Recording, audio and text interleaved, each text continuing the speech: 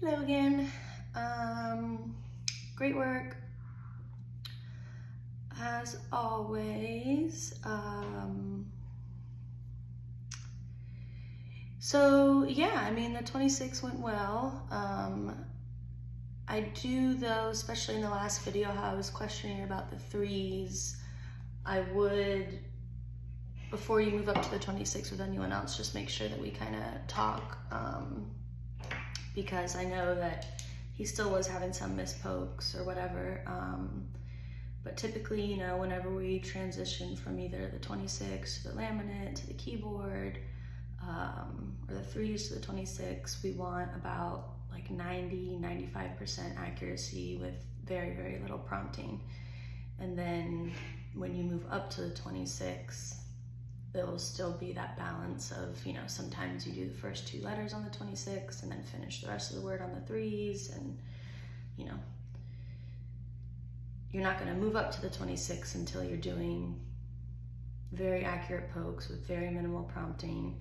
And then have in mind, when you do go to the 26, that's when you have to go back to, you know, super duper heavy prompting like you did in the beginning with the threes, and then fade accordingly and spell onlys for warm up.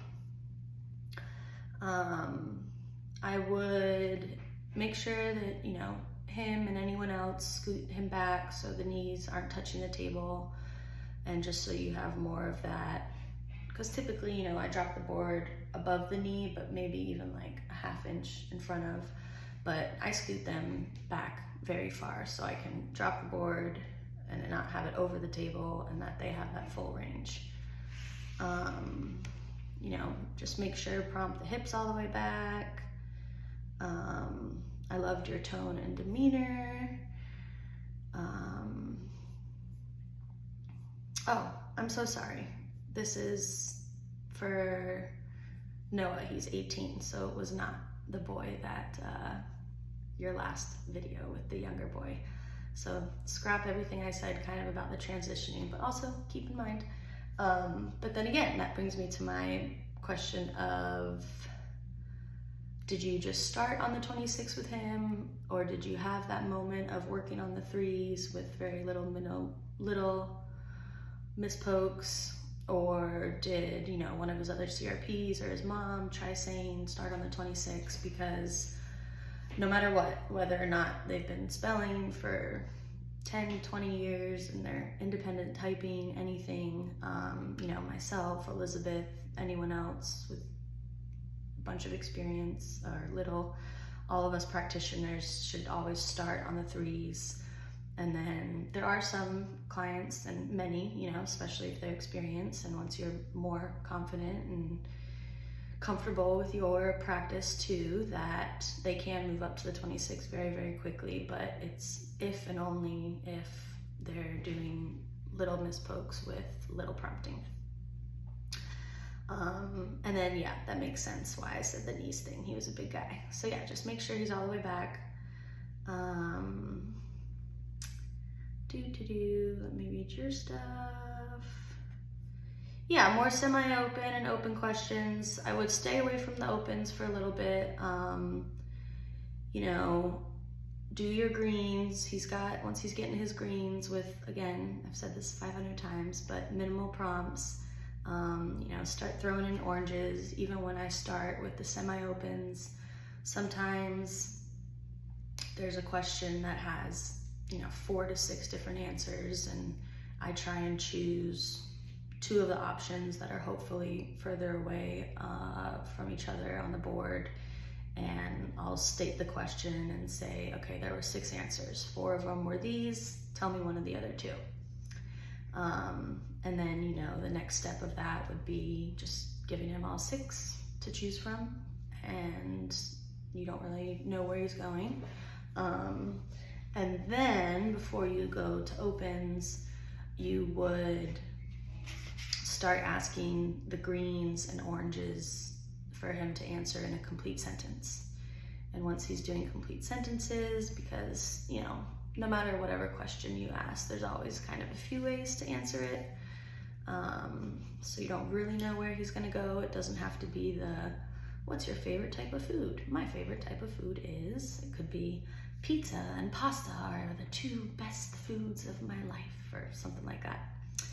And then once he's doing those sentences with, you know, little prompting, then that's when you would kind of go into your tight opens, which might just be, give me an adjective for how that paragraph, what emotion it brought for you or something, just really, or like, tell me a country or tell me a state that you've really been wanting to go to, where it's still pretty open, but you know, there's 50 states to choose from, or certain adjectives and things that are relevant for certain questions.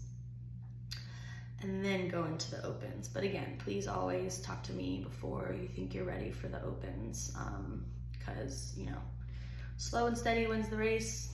The worst thing that you could do is try to force those a little too early, and who knows, the influencing can happen whether or not you think it is, and yeah, just day by day.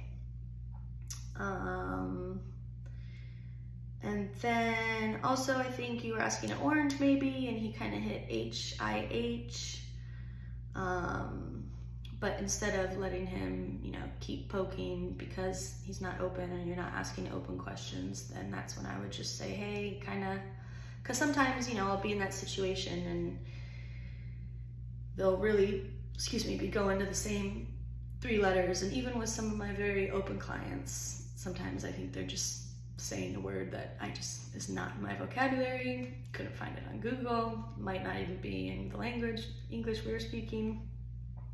So then that's when I would say, like, hey, I know you're really going for those letters, like, unless it's one of those kind of dreaded, I know at least like N-O-S-T is a big place that spellers get stuck in, but sometimes they'll have their random little squares. If it's not making sense, then, you know, we know he knows what he wants to say, but that's when I would say, hey, Noah, I'm sorry.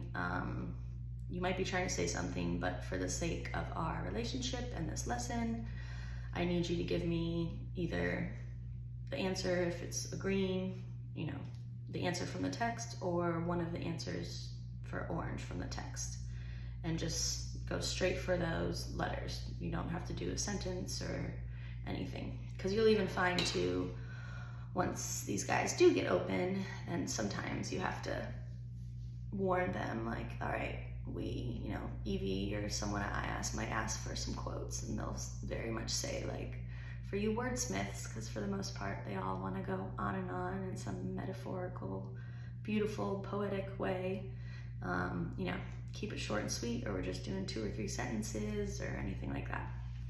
But yeah, it's looking good. Let me know if you have questions.